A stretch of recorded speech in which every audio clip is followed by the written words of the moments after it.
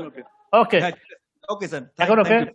Mr. Okay, Chairman, ladies and gentlemen, thank you, the President of the Bangladesh Cardiac Society and the Secretary General of the Statistics for giving me the opportunity to give you a fantastic talk entitled Imaging the Ultimate Solution. The topic is very provocative. Why? Because if we see this angiogram, we can see it on the upper slide. There is one lesion in the left main ostium, and another is that the ostium of the left main. You can see that this patient was undergone bypass surgery, twice or thrice bypass surgery, but all the time the patient again developed again closure of the graft vessels. So what happens then? It was found. First, Gary Means was found that the coronary artery was normal. That's why all the graft was closed. And that shows that this is the limitation of the coronary angiogram. That's why the topic is that the ultimate solution is the intravascular imaging. So we have two kinds of intravascular imaging. One is the IVAS and OCT. And I will not go through the details. The resolution is more in the OCT, but penetration is more in the IVAS. The minor detailing of the intima or intimal layers, it is more can be detected by the OCT, but IVAS, the more deeper layer can be. There is some limitation both of this. Now, this is the image you can see on the right side. This is an IVAS picture, this is an OCT picture. The problem of the IVAS picture, there is a speckle that gives difficulty to interpret, but OCT, it is clear-cut image. The edge is clearly image. This is the advantage of the OCT, and this may be the limitation. I will not say it is a disadvantage. This may be the limitation of the IVAS, but high HD IVAS eliminate some of this limitation. So what is the data? Why we will say these titles? Because if we see this trial, that ADAPT-DS trial, we can see that when I was used, I was not used. There is significantly reduced mass in the case of the when I was uses. It is definitely or probably stent thrombosis or myocardial infarction, or in favor of those patients was in IVAS use. And you can claim this is a registry. Actually, that was registry data. Now, you may be looking for the IVAS expel study, and this is the angiographic guidance and IVAS guidance. We can see that the primary endpoint is significantly reduced in the IVAS guidance. So you can say that is just one study. What is the more study? This is the 8 randomized trial of the IVAS and angiographic guide implantation. You can see that all parameters are in favor of IVAS is better than coronary angiogram. These IVAS expel trial, CITO trial, IR trial, and Mozart trial, and also the other trial in favor that IVAS is better than angiography. And this is just one meta-analysis. What is the more meta-analysis? If we see that this is the 5 meta-analysis, in this analysis, you can see that this is the only one meta-analysis which shows that the IVAS is significantly superior to the angiographic guided coronary angiogram. But all other trial does not meet the criteria that it is superior to the angiographic guidance. That is you can claim that if we consider on this trial, that is trial is Zhang et al. BMC cardiovascular disorder journal published, you can see that the IVAS is superior than angiographic guidance. And now this is meta-analysis of 20 days study. This is the big study. You can see that all data that is in favor of the IVAS, either death, mass, stent thrombosis, in favor that if we use the IVAS systematically, then the outcome of the patient will be better. And these are all simple lesions. You can be claimed like that, but meta-analysis in the complex lesion, when you consider the complex lesion, is still all of this trial, that is CTO IVAS trials or IVAS expel trial, you can see that the IVAS is favor in the case of the primary endpoint than angiographic guidance. Then come to the point, it is too expensive, not really worth. That is also the question. Now, what is the recommendation? Now, still, why not that IBUS penetration is less? Even the USA, only 20% of the patients are doing the undergoing the IBUS.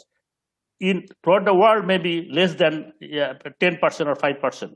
But in Japan, more the IBUS is penetrated 90% because all are insurance covered.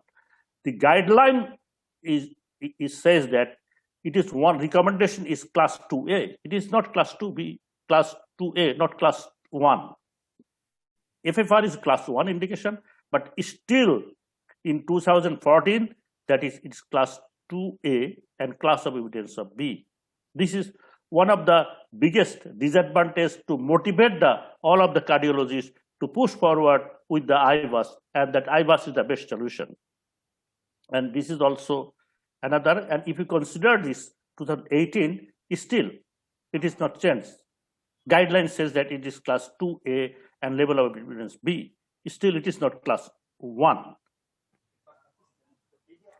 And if you consider that the other guideline, it is also says that it is class 2A, and IBUS or OCT is also class 2A, and in the OCT is level of evidence is C.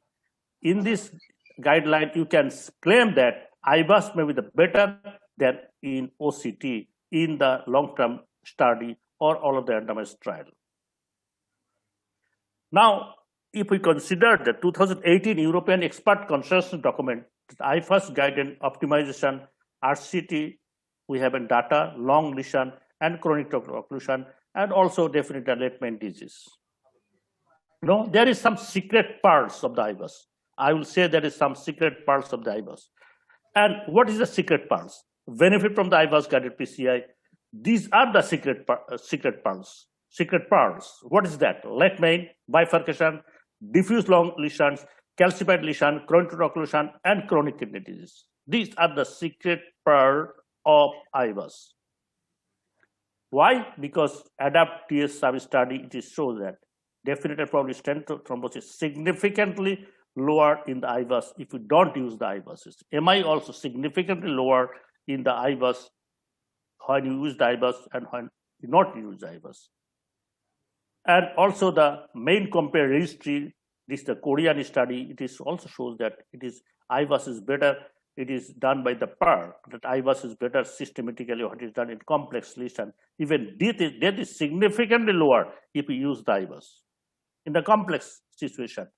And this is also another study which also published in American Journal of Cardiology, that is cumulative incidence of death and MI also significantly lower when systematically use the IBUS in a complex lesion. What is a complex lesion?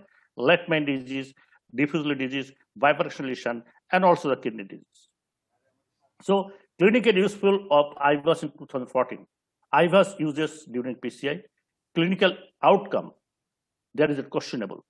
All the patient, the clinical outcome may not be the superior when used the IBUS in clinically, some of the clinical study. So in chronic total occlusion, if we use the IBUS, CT or randomized trial, you can see that it is significantly better, that is cardiac death and MI and TVR is if we use the IBUS in the setting of the CTO lesion. So CTO lesion is a very important subset that has to be considered that IBUS should be used. And longly diffuse disease, you can see that IBUS guidance 2.9%, angiographic guidance 5.8%. So in long diffuse disease, randomized trial shows that IBUS is far superior than angiographic guidance. And meta-analysis of the 7 randomized trial, IBUS, angiographic, first generation implantation, you can see that all of the complex situation that IBUS is better than angiographic. That is all of the parameters in favor of doing that IBUS studies. And IBUS expert randomized trial also in favor that the IBUS is better than angiographic guidance, significantly favor that IBUS stent thrombosis, acute stent thrombosis, and subacute late stent thrombosis, and mass rate is also significantly lower. You can see that the p-value is 0.007, that indicate that in XPEL IBUS, it is complex lesion, it is superior if we use the IBUS. And meta-analysis with the 2000 and 2345 randomized patient. It is the recent long trials, that is the CTO-IVUS trial and XPIL trial. You can see that the IVUS is cumulative incidence is significantly lower when you use the IVUS and then when you use the angiographic guidance. And how the IVUS information influenced the procedure from the ADAPT-DS trial. You can see that we can use the larger stent, balloon sizes, higher pressure. We can need more higher pressure balloon sizing. Long stent sometimes uses adjuvant balloon and also additional stent may be required when it is needed. So this is the trial of the Illuminant study trial. It is the OCT trial, fast OCT trial. It shows that in 30 days mortality is significantly lower than angiographic guidance. But this study does not show the superiority with the IVUS. And unfortunately, most of the study in the OCT is done by the simple lesion, not in a complex lesion, not in enlargement lesion. There is some study in Illuminum 3 trial, they are using the bifurcation lesion, but enlargements they are not studied. So still we are not in a point to compare the superiority of the IVUS OCT to the IVUS. We can say in some of the situation, except a simple lesion or other kind of lesion, that OCT may not be inferior to the IVUS. So reason for lack of IVUS uses. What is the reason? Why in US it is only 20% penetration? Why throughout the world it is 5 to 80%? No good clinical data. We have a data, but this data is not so much favorable. My patient is do fine with the angiogram guidance. IVUS uses is associated with the high rate of the complication. We have an effort. And also live demonstration courses and public posturing and image interpretation may be difficulties. And so many point is there. That's why cost is of limited reimbursement. But my resistance, my thought of why it is resistance, I started very few points. That is procedural cost, number one, in our country. Physician education, very important. Our physician and our internist, and we are not properly educated. That's why it is very difficult to interpret the image and how to use the information. So at least for me, I also facing the problem. That's education. We have lack of education. Number three, equipment's complexity. This is also factor. Sometimes the torsion vessel, the IVUS catheter cannot be crossed, or OCT may be the difficulty in integrating IVUS in a busy catheter laboratory. So if the cath lab is very much busy, then it is very difficult that unless you have systematically done it, that IVUS or OCT, whatever doing it, it should be done within 5 minutes. Then your job is finished, then it will be done. And still, guideline recommendation is class 2A and level of evidence B. That is the limitation. Why the topics is not fulfilled, that is the ultimate solution. So IVUS is not the ultimate solution, but IVUS is a very useful tool, especially in the setting of the complex PCI, long lesion, latement lesion, bifurcation lesion, and chronic kidney disease. Thank you for patient hearing. And thank you, sir. Thank you, sir. For this is a just do IVUS in a PCI for the secret for complex PCI, not all the PCI. Thank you, sir, for finishing at the exact time 12 minutes. Thank you, sir. Excellent presentation, sir. Dr. APM Surajaman, sir. Sir, শুনছেন sir? Professor Dr. APM Surajaman, sir. শুনছেন sir আপনি? Sir কি আছেন? Sir বোধহয় কেসে ঢুকেছেন। শুনতে পাচ্ছি। আমার মনে হয় তিনটা লেকচারই হয়ে যাক, তারপর আমরা ডিসকাশন করি। আমি একটা কোশ্চেন আছে স্যার আপনার কাছে স্যার। কোশ্চেন হলো স্যার যে আইভাস খুব বেশি লার্নিং ক্যাপ দরকার হয় না, ইজি প্রসিডিউর, ইন্টারপ্রিটেশন একটু লার্নিং ক্যাপ লাগে স্যার, কিন্তু প্রচন্ড হেল্পফুল ফর ইন্টারপ্রিটেশন কার্ডিওলজিস্ট। কিন্তু কেন বাংলাদেশে এটা পপুলার হচ্ছে না? কারণ খুব বেশি কস্ট তাও বলা যাবে না, কিন্তু প্রাইভেট সেক্টর বা গভর্নমেন্ট সেক্টরে ডাটা নিলে দেখা যায় খুব বেশি সেন্টারই নেই। কেন স্যার, আপনার কি মনে হয় স্যার ড্রব্যাকটা কোথায় স্যার? স্যার এটা প্রশ্ন কাকে, আমাকে না? আমি সৌরভ স্যারকে প্রশ্ন করছি। আব্দুল স্যার তো grateful to you sir, Abdul sir being director NICPD. Sir আপনি আমাদের আইবাস নিয়ে আসছেন, আমরা আসলে এনআইসিপিডিতে এত লো কস্টে 20,000 টাকা দিয়ে আইবাস হচ্ছে স্যার। আমরা সমস্ত জাতি আপনার প্রতি গ্রেটফুল স্যার। আমরা যারা শিখছি আমাদের লার্নিং আপ হয়ে গেছে স্যার। এখন সৌরভ স্যারকে কোশ্চেন, কেন আমাদের এখানে প্রাইভেট সেক্টরে এটা লো কস্ট না, আমাদের এখানে আসলে high cost. Cost is the main problem. কত স্যার? 80,000 টাকা, 1 লাখ টাকা স্যার, কিন্তু স্যার অনেক এটাই দ্বিতীয় পেশেন্টদের অসুবিধা হয়, এটা উদ্দেশ্য আর কিছু না। তবে আমরা কমপ্লেক্স কেস ছাড়া আমার ল্যাবে আমরা কমপ্লেক্স কেস ছাড়া আমরা ব্যবহার করি না। বাইফার্কেশন, লিশন, ক্রাশ টেকনিক এগুলাই আমরা কয়েকটা ব্যবহার করি। তবে রিজন ইজ যে cost is high, patient cannot bear 50,000 taka more. Sir আপনার কোনো কমেন্ট আছে স্যার? কোশ্চেন আছে আপনার স্যারের কাছে স্যার? না, কোনো কোশ্চেন নাই। আফজাল তো সুন্দর ডাটাগুলো দেখাই দিয়েছে, এগুলো we know everybody. Thank you sir, thank you sir being with sir, thank you sir. Doctor Kaiser Nasrullah Khan, doctor Kaiser Nasrullah Khan. আসসালামু আলাইকুম কাইসার। ওয়ালাইকুম আসসালাম। না ওয়ান্ডারফুল লেকচার। মানে স্যারের লেকচারটা অলওয়েজই খুব সুন্দর হয়, ডাইনামিক।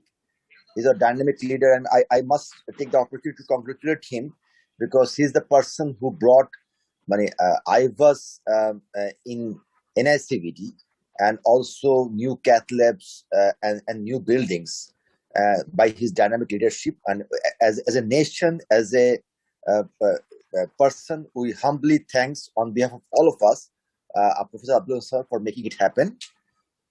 But আমি এগ্রি করি স্যারের সাথে যে মানে আইভাসটা প্রয়োজন কমপ্লেক্স লেশনের ক্ষেত্রে। সবগুলো লেশনে করলে খরচ বেড়ে যায়। যেমন আমার হসপিটালে আইভাস করলে খরচ হয় 1,20,000 টাকা। এটা দিয়ে একটা সিম্পল স্ট্যান্ড করলে আমাদের 2 লাখে হয়ে যায়। তো সেই কারণে এই কস্টটাই বড় ইস্যু, আর প্লাস একটু সময়ও লাগে। সো এই দুটা কারণে মনে করি যে আইভাস কম হওয়ার কারণ। Thank you sir. আমরা নেক্সট সেশনে যাই, তারপরে এসে আমরা আমাদের প্যানেলিস্টে কথা বলবো। নেক্সট প্রেজেন্টেশন, সরি, আমাদের প্রফেসর এন.এম. মমিনুজ্জামান স্যারকে আমরা মিস করেছি। স্যার জরুরি প্রয়োজন রাজবাড়ি চলে গেছেন, ওখানে নেটওয়ার্ক প্রবলেম। স্যারকে আমরা আজকে প্রোগ্রামে পেলে ভালো হতো, কারণ একটি চমৎকার টপিক ছিল। আশা করি পরবর্তী আমরা কখনো শুনবো। আর প্রফেসর অমল কুমার চৌধুরী, উনিও বাড়িতে গেছেন, কিন্তু আমার অত্যন্ত থ্যাংকস যে professor Khaliquzzaman sir, thanks professor Khaliquzzaman ভাই, আপনি পেন নিয়েছেন আজকে পেন নেওয়ার জন্য। খালিক ভাই, আপনি আপনার শেয়ার স্ক্রিন করুন। থ্যাংক ইউ খালিক ভাই। No problem. Thanks the organizers of the Bangladesh Cardiac Society, particularly Professor Mohibullah sir, Mojinder sir, and Dr. Mohsin Ahmed and others who are sitting here for tremendous effort to make our 2 days conference very successful. And let me take the opportunity to present the presentation on anti-thrombotic therapy in and around the percutaneous coronary interventional period.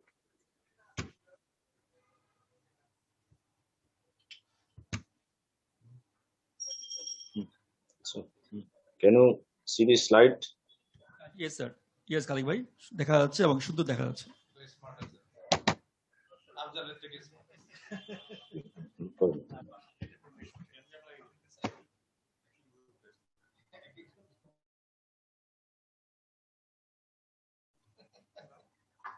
Okay, I'm working as an associate professor of cardiology in Dhaka Medical College.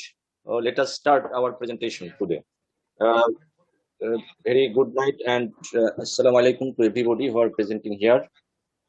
My contents are on thrombus, antithrombotic drugs, anticoagulants, their guidelines, trials, and also these like antiplatelets and antithrombotic drugs in special circumstances. So you see, this is the angiographic picture of a patient who is suffering from extensive anterior myocardial infarction, showing the total occlusion of the anterior descending artery, left anterior descending artery of its origin due to a huge thrombus burden. The thrombus may be defined as a fibrinous clot that is formed inside the lumen of the blood vessels or within the chamber of the heart. So, whatever the means, we try to find out the thrombus either through angiogram or through angioscope or by IVAS or OCT. The thrombus basically composed of platelets with RBC, coagulation proteins, and the fibrinous mesh. So antithrombotic drugs literally means antiplatelet agents, anticoagulants, and the fibrinolytic.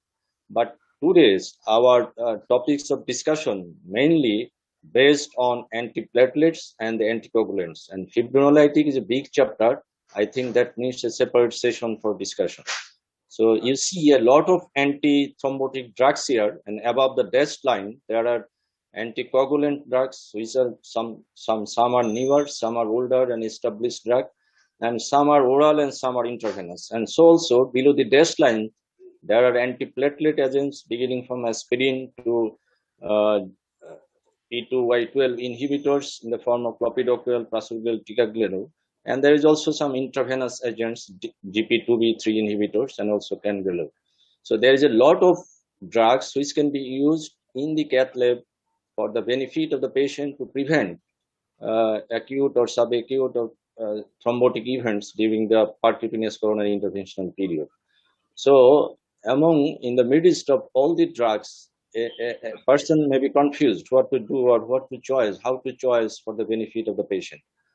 But there are many paths, and you have to consider, or you have to apply, or I have to apply our judgment based on based on the knowledge on the pharmacological properties of the drug, safety profile of the drug, efficacy profile of the drug, and definitely based on the evidences and the direction of the guidelines. For a successful ECI outcome, judicious and timely administration of antithrombotic agent during and after coronary intervention is very crucial. If your choice is not correct, then you have to face the complication in the form of slow flow, no flow, acute stent thrombosis, and which may culminate into cardiac arrest, necessitating cardiopulmonary resuscitation and other complications. So you have to choose the drug applying your knowledge. So based on certain factors, patient characteristics, clinical presentation, comorbidities, co-medications, and procedural aspects. If the patient is elderly one, if the patient's sex is female, and there is history of ischemic or bleeding events, you have to consider that. Either the patient is presented in a setting of acute coronary syndrome or chronic coronary syndrome, either elective PCI or a primary PCI, we have to consider in that field also, as well as comorbidities and co-medication. So before choosing the drug, we have to balance between the ischemic risks and the bleeding risks of the patient, as this. This is a paradigm of the antithrombotic drug used in the percutaneous coronary intervention. We have to weigh the risks of bleeding against the weight of risks of thrombosis, and we have to choose our anticoagulants, antiplatelets. So you see a big list of the anticoagulants drugs: unfractionated heparin, enoxaparin, fondaparinux, and bivalvuridine. Among all the drugs, the unfractionated heparin and enoxaparin and bivalvuridine can be used during and after, before and after percutaneous coronary intervention. But among all the drugs, it is the unfractionated heparin which has been recommended as a class 1 by the different guidelines. So how to choose anticoagulants? So the therapeutic options for anticoagulation during primary PCI based on pre-treatment status. If the patient is entering the cath lab without having any prior treatment with any anticoagulants, choice may be unfractionated heparin, enoxaparin, or bivalvuridine, depending on the clinical situation. But the unfractionated heparin is always on the top of the list of the choice of all the interventional cardiologists. If the patient have unfractionated heparin before entering into the cath lab, if he or she is getting, you should continue with unfractionated heparin. But bivalvuridine can be a choice in the face of heparin-induced thrombocytopenia. When the patient is getting enoxaparin before entering the cath lab, so better to choose the enoxaparin. And crossover from enoxaparin to heparin is not advocated yet. I'm not getting into the dosage schedule, but during procedure, how can you follow up the patient? Either the anticoagulation is optimum or suboptimal or over anticoagulation. This is true for particularly in case of unfractionated heparin, where we have to follow the patient by doing activated clotting time. If the patient does not have GP2B3 inhibitor, the target is 200 to 250. If the patient has got GP2B inhibitor, not getting the GP2B3 inhibitor, 300 to 350. Regarding the enoxaparin and bivalvuridine, ACT has got does not provide any concrete guides to assess the adequacy of the anticoagulation. Rather, in case of enoxaparin, it may underestimate the degree of anticoagulation. On bivalvuloidine, it may overestimate the degree of anticoagulation disproportionately. So, although these are prolonged in case of enoxaparin and bivalvuloidine, but ACT cannot be a guide for assessment of the anticoagulation in those cases. So different trials comparing bivalvuloidine and heparin. I'm not going in details. These are trials which compare the enoxaparin versus heparin. So ultimately, these basis on these trials and the trials and the studies, the summary on the guidelines on the ACC and AHA recommend that unfractionated heparin, irrespective of renal function or irrespective of liver function, unfractionated heparin remain the class 1 recommendation till now. Enoxaparin, there is no recommendation by ACC AHA, but in ESC guideline, there is 2A recommendation. Bivalvuloidine is one recommendation when the patient has got heparin-induced thrombocytopenia. Otherwise, it was 2A during STEMI setting, and recent guideline published or recommended by European Society of Cardiology in non-STEMI ACS setting, it has been dropped down to 2D indications. So anticoagulation is considered mandatory during percutaneous coronary intervention, and the unfractionated heparin remains the most widely used antithrombotic agent during primary PCI. Enoxaparin may be a reasonable alternative. Bivalvuloidine, although does not show any superiority to reduce the ischemic event, but there is evidence that it reduces the evidence of the bleeding. But acute stent thrombotic events are a bit more in case of bivalvuloidine. So unfractionated heparin remain the main anticoagulants to administer at the period of percutaneous coronary intervention. Now the antiplatelets, a lot of antiplatelet drugs with their dose, the P2Y12 receptor inhibitor use of these drugs is gradually increasing even after discontinuation of the TAPT. When we consider the single antiplatelet, this P2Y12 receptor inhibitor getting more importance, particularly in the setting of the shortened DAPT therapy. So before going to administer the antiplatelet agent, there are several scoring systems to assess how much patient will be benefited or how the procedural outcome will be based on for the patient. Several scoring system is there, about 8 to 10 system, but precise DAPT score is most often practiced, and it is calculated from the online. When the score is more than 25, consider about short DAPT, and when it is less than 25, then consider about standard DAPT therapy, which is around 12 months. And sometimes some body research says ultra short acting, ultra short duration DAPT therapy, when the DAPT therapy is within 1 month after the percutaneous coronary interventional procedure. So DAPT, the antiplatelet therapy differs in which setting you are doing the intervention. If the patient is in the acute setting, then DAPT should be administered for 1 year. Aspirin along with combination of ticagrelor or prasugrel it is preferred over the clopidogrel. And after 1 year, assess the bleeding risk. If there is no bleeding risk, you should have to continue up to 3 years. If there is high bleeding risk, single antiplatelet, either aspirin or clopidogrel, continue for lifelong. If the patient is an elective PCI and there is no risk of bleeding, DAPT for 12 months, here you can administer aspirin and the clopidogrel for 1 year, then reassess the patient and may have to continue 3 years if the bleeding thrombotic risk is more. But if the patient has got high bleeding risks at the moment of initiation of the PCI, then DAPT for 1 month for BMS and 3 months if the second generation DAS are implanted, and followed by single antiplatelet agents. Atrial fibrillation and the percutaneous coronary intervention draws more attention as because of necessity for administration of the anticoagulant agent. And here the anticoagulant agents is preferred is NOAC or DUAC in combination with single antiplatelets or double antiplatelets, either clopidogrel and or with aspirin. So during the period, in case of atrial fibrillation, we have to avoid the thrombotic risk against the bleeding risk. If the patient is in balanced state, that is, there is no increased bleeding risk or thrombotic risk, 1 month triple therapy, that is aspirin, clopidogrel, and oral coagulants is preferred here, followed by dual therapy with clopidogrel here with one of the anticoagulants, or aspirin may be a choice for up to 12 months. Later on, only oral anticoagulants monotherapy may be considered thereafter.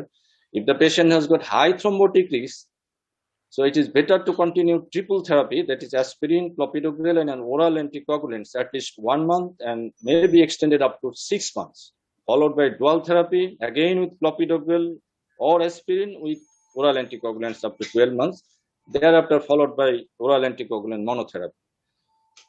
If the patient is already on oral anticoagulants, and you have to calculate again the risks, ischemic risks against the thrombotic risks, and the recommendation are more or less same as I have uttered for atrial fibrillation with PCI. Here, triple therapy is for 1 month, may be extended up to 6 months, and followed by dual antiplatelets, double therapy, that is oral anticoagulants and clopidogrel or oral anticoagulants or aspirin. If the patient has got more bleeding risks from the beginning, we can give him dual therapy in the form of clopidogrel and oral anticoagulants.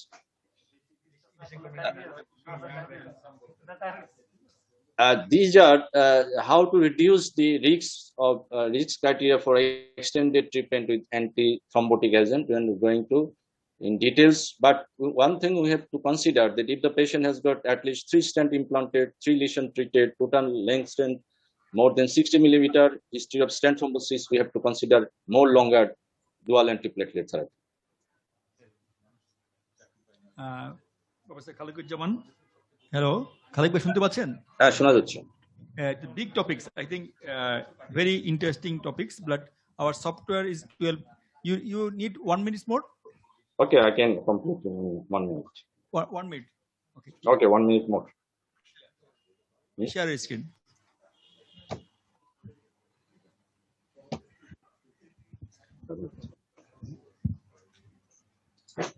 Share. Okay, can you see? Yes, sure. Yeah.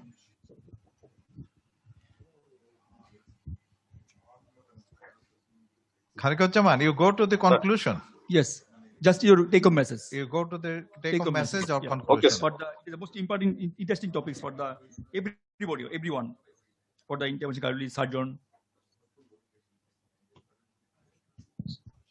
Okay, sir, I am trying to conclude. The antithrombotic agents are obligatory during and after PCI, and there are multiple effective agents there, but approach should be tailored based on the patients and the coronary artery disease characteristics of the lesion, but there is no single agent that has got optimum effect.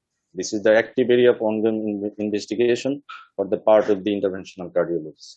Thank you, sir. Thank you. Acknowledgement to Professor Amutkumar Chaudhary and the guidelines. Thank you very much. Thank you, everybody for Khalid bhai, for excellent presentation, as always. Dr. Mohammad Tauhiduজ্জামান, তৌহিদ ভাই শুনতে পাচ্ছেন? Doctor Mohammad Touhiduzzaman শুনতে পাচ্ছেন? তৌহিদুজ্জামান, হ্যাঁ, আপনি একটু unmute করেন। আমার একটা কোশ্চেন আছে আপনার কাছে, তৌহিদ ভাই, একটু আনমিউট করেন। হ্যাঁ, আমি শুনতে পাচ্ছি। তৌহিদ ভাই একটু আনমিউট করুন। করেছি। না, তৌহিদ ভাই, আমি একটা কোশ্চেন করতে চাই আপনাকে, হ্যাঁ, যে আমি আনমিউটেড অলরেডি। আমরা ইন্টারভেনশন কার্ডিওলজিস্ট, আমরা যারা আপনি কাজ করছেন, আপনার যখন করেন টেনশন থাকে একুট থ্রম্বোসিস, সাবএকুট থ্রম্বোসিস এবং পোস্ট পিসিআই কমপ্লিকেশনস, সেক্ষেত্রে আপনার কোনো comments for the young cardiologist or any question to the Khaliq ওজন ভাই? তৌহিদ ভাই, আচ্ছা, আমি একটু শেয়ার করি। সেটা হচ্ছে যে রিসেন্টলি আমি যেটা আমার ক্যাথ ল্যাবে ফলো করি, স্কয়ারে আমরা যে নিউয়ার অ্যান্টিকোয়াগুলেন্টস, এটা আমরা ওই যে টাইকাগ্রেলর, এটা আমরা খুব কমনলি ইউজ করি মোস্টলি ডায়াবেটিক পেশেন্ট অথবা অ্যাকিউট ইভেন্ট নিয়ে আসছে, ফর্মারলি যারা লং টার্ম অ্যান্টি প্লেটলেটের উপরে ছিল না সেটা। এবং আমার কাছে মনে হয় this is one of the novel antiplatelet agent. একটা হলো রিভার্সেবল, কোনো কারণে যদি আমাদের কোনো ইমিডিয়েট সার্জারি প্রয়োজন হয় সেটা আমরা বন্ধ করতে পারি, যেমন ক্লোপিডোগ্রেল, প্লাসোগ্রেল, এগুলা তো 7 দিন আগে বন্ধ করতে হয়। আর দ্বিতীয় জিনিস হচ্ছে যে আমি দেখেছি যে chances of thrombocytopenia is also less here, only thing is cost is high. তো আমরা বডি ওয়েট অনুযায়ী আবার কখনো কখনো 90 মিলিগ্রাম বিআইডি অথবা 60 মিলিগ্রাম, যদি লো বডি ওয়েট হয় 50 কেজির নিচে, তাহলে এটা ইউজ করতে পারি। সঙ্গে তো আমরা অ্যাসপিরিন রাখি। এ ব্যাপারে আমি honourable cardiac society president sir Mohibullah sir এবং secretary sir professor Shafi Majumder sir, senior most cardiologist আমাদের ডাইরেক্টর স্যার আফজালুর রহমান এবং আদার চেয়ারপারসন, ওনাদের থেকে জানতে চাই যে ওনাদের ওপিনিয়ন কি, ওনারা আসলে কোনটা প্রিফার করে, কখন প্লাসোগ্রেল দিয়ে ইন্টারভেনশন করে বা পেশেন্ট যারা পিসিআই পোস্ট পিসিআই পেশেন্ট এরা পায়, আর কোন সময় আমরা ক্লোপিডোগ্রেলে সুইচ করি, বা আসলে ওনাদের ওপিনিয়নটা কি regarding this three agents. Majumdar sir please আমাদের না, যেটা যেটা আমার হলো যে গাইডলাইন যা বলছে, we should try to adhere to the guideline. Exactly. When we fail due to the cost, তখন আমরা তো সেই আমাদের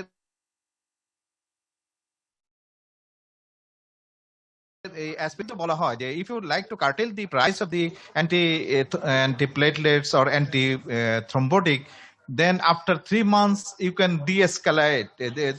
আমরা যদি প্রথম 2 মাস 3 মাসে যদি টিকাগ্রেলরের সাথে অ্যাসপিরিন দেই, তাইলে হয়তো আমরা ক্লোপিডোগ্রিলে সুইচ ওভার করে যেতে পারি। এটা কিন্তু গাইডলাইনে বলা আছে।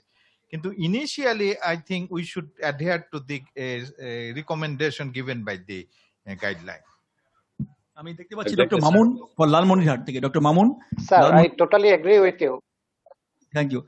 ডক্টর মামুন ফর লালমনিরহাট থেকে আমি দেখতে পাচ্ছি। ডক্টর মামুন, তোমার কোনো কোশ্চেন আছে? ডক্টর মামুন, তুমি আনমিউট করো। ডক্টর মামুন, শুনতে পাচ্ছ? Dr. Mohsin, I have got a question. Doctor Mamun question, না মামুন, ডক্টর মামুন লালমনিরহাট থেকে একটা কোশ্চেন করো। মামুন, তোমাকে দেখা যাচ্ছে, শোনা যাচ্ছে। ডক্টর মহসিন, আমি একটু শেয়ার করতাম। আমি জাস্ট 3 দিন আগে দিল্লি থেকে আসছি, আমার শ্বশুর শাশুড়ি ওনারা অসুস্থ ওখানে আছে। আমি দেখলাম যে ওদের ক্যাটল্যাব মেদান্তা দা মেডিসিটিতে ওদের টেবিলের উপরে টিকাগ্রেলার থাকে। গাইডলাইন তো আমরা অবশ্যই ফলো করি, আমরা তো আমাদের কনটেক্সটে কাজ করি, বাট আমি যেটা দেখলাম যে প্রত্যেকটা পেশেন্টকে ইনভেরিয়েবলি পিসিআই তে গেলে ওরা 2টা করে টিকাগ্রেলার দিয়ে শুরু করছে এবং পরবর্তীতে এটা কন্টিনিউ করতেছে আইদার 6 মান্থ অথবা 1 year for high risk case গুলাতে। হ্যাঁ, তো ওদের জন্য ওষুধের দামও কম আমাদের দেশের তুলনায়। বাট আমি এটা দেখলাম যে এটা নিউ, মানে ইররেসপেক্টিভ অফ অল পেশেন্ট। এটা আমি আপনাদেরকে একটু শেয়ার করলাম। Thank you. Doctor Mukul Hossain, doctor Mukul ভাই, আপনার কোশ্চেন ছিল একটা। I have a question to Dr. Khaliquজ্জামান. You have elaborately every aspects, but if a patient is taking dual antiplatelet therapy, simultaneously patient has developed acute deep vein thrombosis, and the deep vein thrombosis dose is higher. The rivaroxaban dose initially 3 weeks for 15 milligram twice daily. Is there any chance of bleeding, or is there any recommendation this high dose anticoagulant with dual antiplatelet? Definitely, when we need to administer any oral anticoagulants, then one thing is important. Number one thing is we have to do the lower doses that is permissible to treat the patient of oral anticoagulants. Number one. Number two, among the dual antiplatelets, we have to discard one. That is, if the patient is getting clopidogrel and aspirin, shift to clopidogrel rather than aspirin. So clopidogrel and the minimum dose of the oral anticoagulants to avoid the catastrophic bleeding consequences. Thank you. Dr. Ashish Dev Chittagong. Dr. Ashish Dev, unmute. Yeah. Thank you, Mohsin, and also BSCI, Bangladesh Society of Cardiology for arranging seminar. I have a question to Dr. Khaliquজ্জামান Bhai. We are using, as Tohidjaman mentioned, we are using ticagrelor in every patient, especially in acute coronary syndrome patient when going for cath lab or PCI. And also some patients are getting prasugrel. But we are using dual antiplatelet, including aspirin, prasugrel, and or aspirin and ticagrelor. But when using ticagrelor, it is said that the dose of the aspirin should not be more than 100 milligram. What is the reason behind this? Because if we use aspirin more than 100 milligram, in case of prasugrel and in case of clopidogrel, we can use double dose. But in case of ticagrelor, we should not use. What is the reason behind it?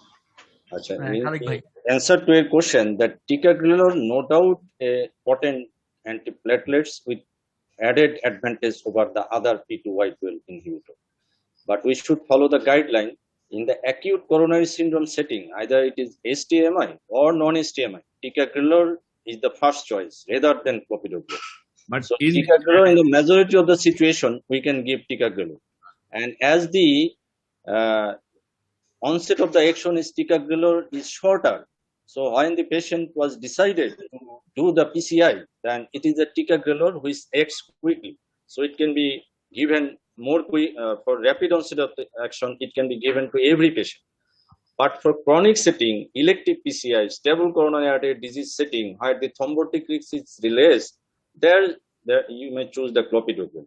But the Professor Muzumdar sir was telling, there is a term for de-escalation therapy or escalation therapy. my question is, I am coming to the point. I was covering all the things at the moment.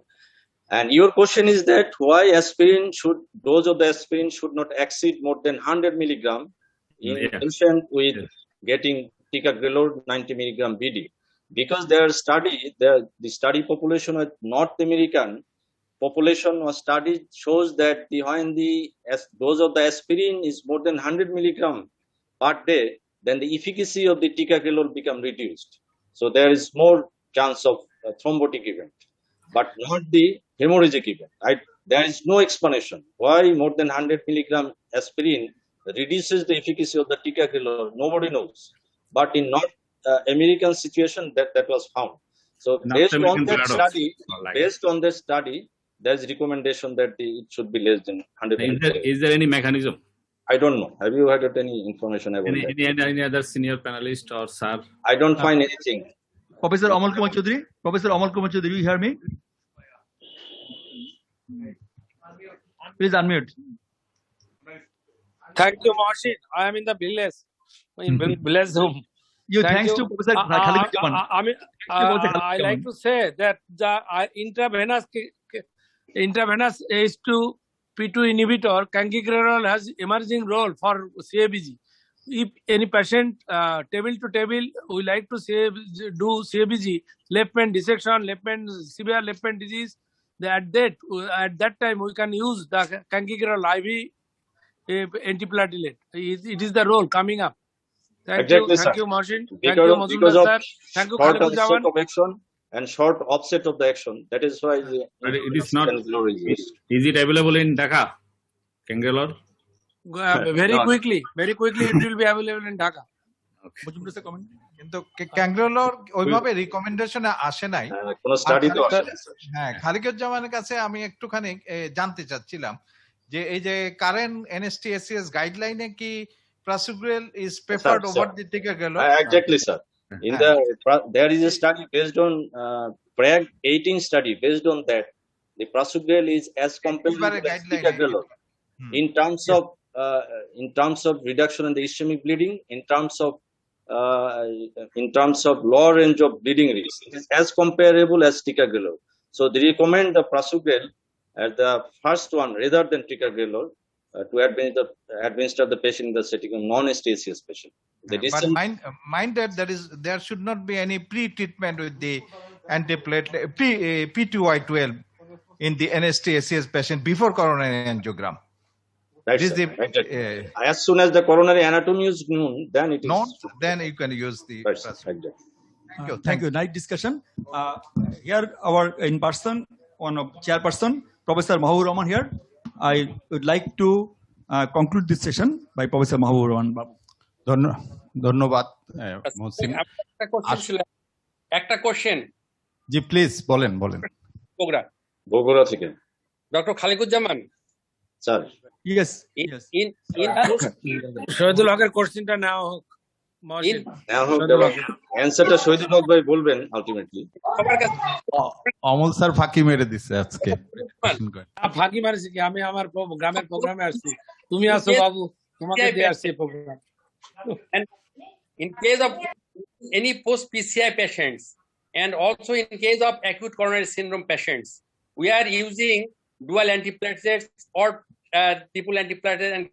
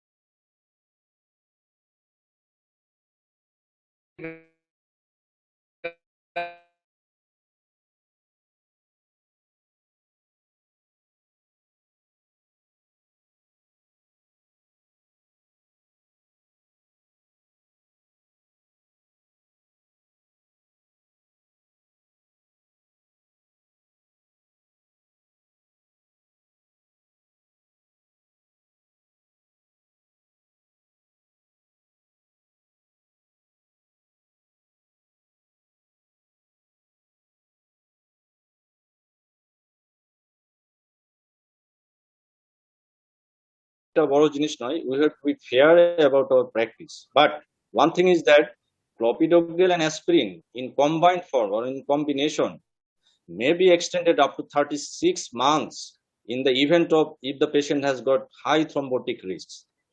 You can extend the antiplatelet duration, dual antiplatelet duration up to 36 months. Then after that, if the patient has got no thrombotic risks, you have to shift to monotherapy or single antiplatelet therapy. কেটি করলো সেটা আমরা সমালোচনা না করে, but I have to do, we should do that. Thank you thank you আমার question খালিকুজ্জামানের কাছে, এই যে 36 মান্থস এটা তুমি কই পাইছো? So it's a guideline. Guideline Khalik ভাই গাইডলাইনে আছে, গাইডলাইনটা বলেন। গাইডলাইনে আছে। গাইডলাইনে না নিচে স্যার, থেকে এটা স্যার খালিকুজ্জামান খালিক ভাই প্যাগাসাস টিভি 54 স্যার, এটা প্যাগাসাস টিভি 54 এর ট্রায়ালে ওই রিকমেন্ডেশনে 36 পর্যন্ত গেছে। 36 আমার জানা ছিল 30 মাস পর্যন্ত। না স্যার 36 স্কোর কাছে আমি নতুন শুনলাম, সেই জন্য জানতে চাই। আপনি যেটা বলছেন স্যার সেটা এক 30 month আমার ওই বন্ধু জানা ছিল, ও যখন বলল নতুন কথা, তাই সেই জন্য আমি জানতে চাইলাম। It's almost কিন্তু 8:15. স্যারের অ্যানসার শেষ করুন। sir. Okay, it's almost 8:15. So আমি প্রথমেই বলবো যে এই দুইজন মাত্র লেকচার দিলেন, দুইজনই আমার খুব পছন্দের, খালেক ভাই এবং আফজালুর রহমান স্যার। আমার লাইফের প্রায় মানে কার্ডিওলজিস্টের অর্ধেকটি সময় পার হয়েছে আফজাল স্যারের সাথে। আমি আফজাল স্যার একই ইউনিটে অনেক বছর ছিলাম। ওনাদের দুইজনের প্রেজেন্টেশন খুব মানে I would like to thanks both presenter for their nice এবং time worthy presentation, and also I congratulate the organizer, especially Moibullah sir, Shafi Mujumdar sir, এবং my friend Mohsin Ahmed. Thank you all. Thank you. এই সময় next session শুরু করার জন্য এই সেশনটা এখানে শেষ হচ্ছে। ধন্যবাদ। Thank you unit pharmaceuticals.